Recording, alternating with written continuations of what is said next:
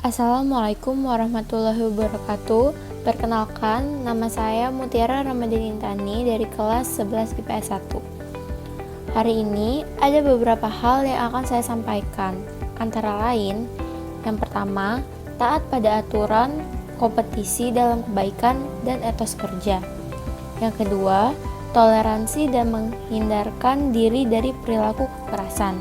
Dan yang ketiga, iman kepada hari akhir. Yang pertama adalah taat peraturan, kompetisi dalam kebaikan, dan etos kerja. Taat peraturan.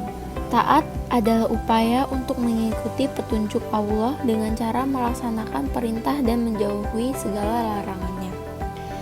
Dalil yang berkaitan yaitu surat An-Nisa ayat 59. Kandungan ayat tersebut adalah A. Mematuhi perintah Allah Subhanahu wa Ta'ala dan Rasul-Nya serta meninggalkan larangannya. B. Mematuhi pemimpin, tetapi apabila terjadi perselisihan, maka dikembalikan pada Al-Quran dan hadis. Yang ketiga, mematuhi pemimpin, tetapi apabila bertentangan dengan Al-Quran dan hadis, maka tidak usah menaatinya.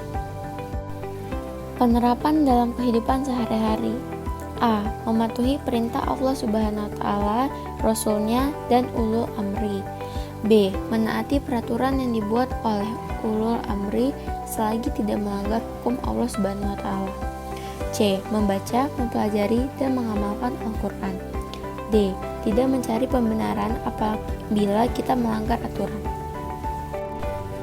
Lalu, kompetisi dalam kebaikan adalah berlomba-lomba dalam kebaikan sekuat tenaga untuk melakukan sesuatu yang diridhoi oleh Allah Subhanahu wa Ta'ala.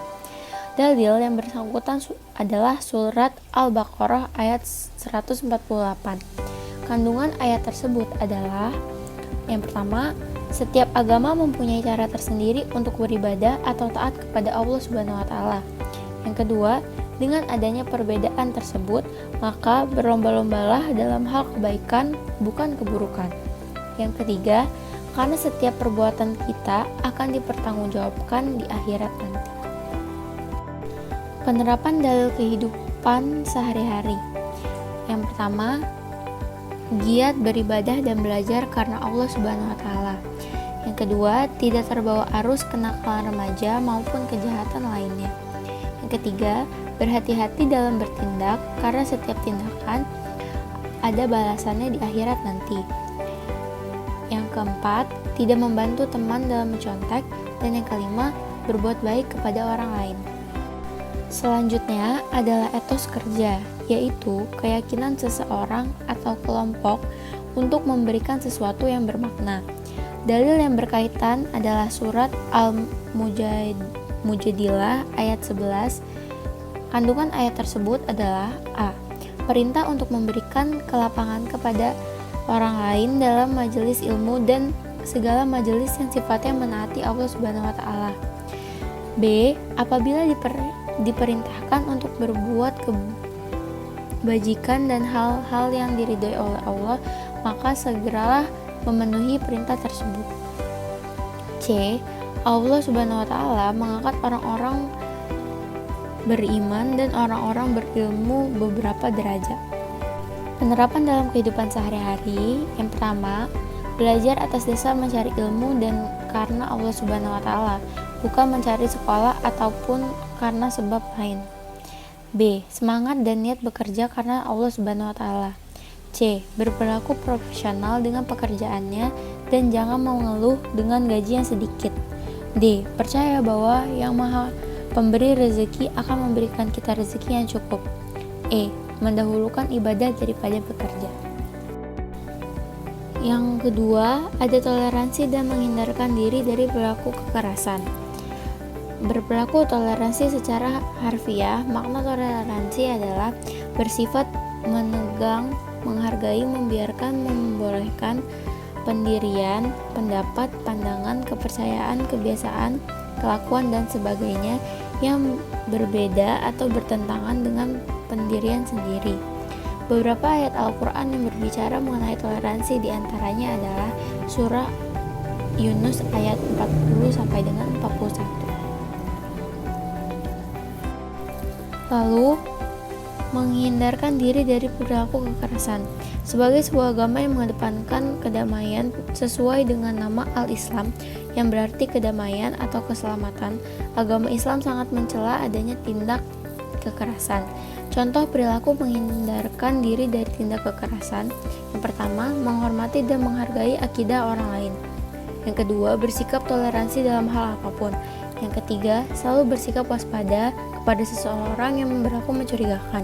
Yang keempat, menghormati pendapat orang lain. Dalil yang berkaitan yaitu surat Al-Maidah ayat 32.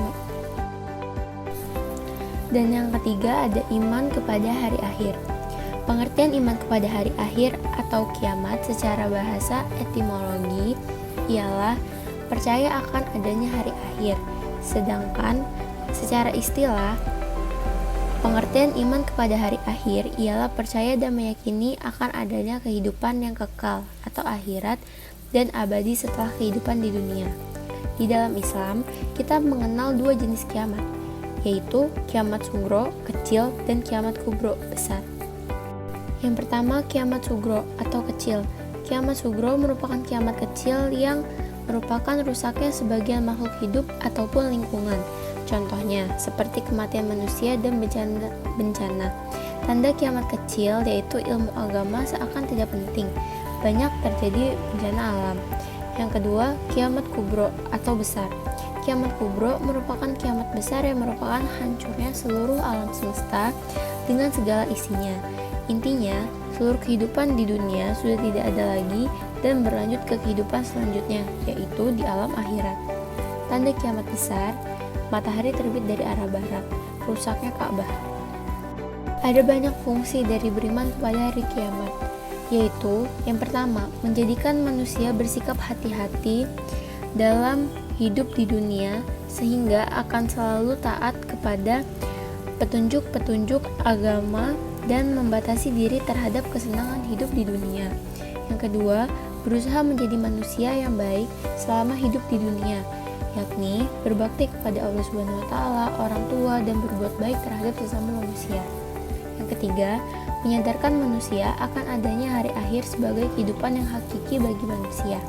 Yang keempat, menyadarkan manusia bahwa kehidupan di hari akhir adalah tujuan setiap manusia yang hidup di dunia. Yang kelima, mendorong manusia untuk memperbanyak amal soleh dan meninggalkan segala larangan-larangannya. Peristiwa yang terjadi setelah hari kiamat: yang pertama, Yaumul Barzah, merupakan hari di mana dibangkitkannya orang terdahulu atau yang telah meninggal dari alam kubur. Orang-orang tersebut akan menghadap Allah Subhanahu wa Ta'ala untuk mempertanggungjawabkan semua amal perbuatannya selama di dunia. Yang kedua, Yaumul Ba'as, merupakan hari dibangkitkannya seluruh umat manusia di dunia ini dari alam kubur. Yang ketiga, Yaumul Mahsyar, merupakan hari di mana dikumpulkannya seluruh umat manusia yang dibangkitkan dari alam kubur. Kemudian, semua manusia tersebut menunggu pengadilan dari Allah Subhanahu wa Ta'ala. Yang keempat, Yaumul Hisab, merupakan hari dilakukannya perhitungan amal perbuatan manusia selama mereka hidup di dunia. Yang kelima, Yaumul Mizan, merupakan hari penimbangan amal perbuatan manusia. Yang keenam, Sirat, di mana setiap manusia ditentukan akan dimasukkan ke neraka atau dimasukkan ke dalam surga. Semua tergantung dari amal baik dan amal buruk yang dilakukan selama di dunia. Yang ketujuh, Syafaat, merupakan sebuah pertolongan bagi manusia yang beriman. Pertolongan tersebut berasal dari perbuatan yang baik saat di dunia. Syafaat tersebut berupa kemudahan dan keringanan dari berbagai kesulitan yang dihadapi. Yang ke-8, surga dan neraka, merupakan tempat terakhir bagi umat manusia. Surga diperuntukkan bagi manusia yang beramal baik, sedangkan neraka diperuntukkan bagi manusia yang beramal buruk. Sekian yang dapat saya sampaikan mengenai 3 materi ini. Saya akhiri, lebih kurangnya terima kasih. Wassalamualaikum warahmatullahi wabarakatuh.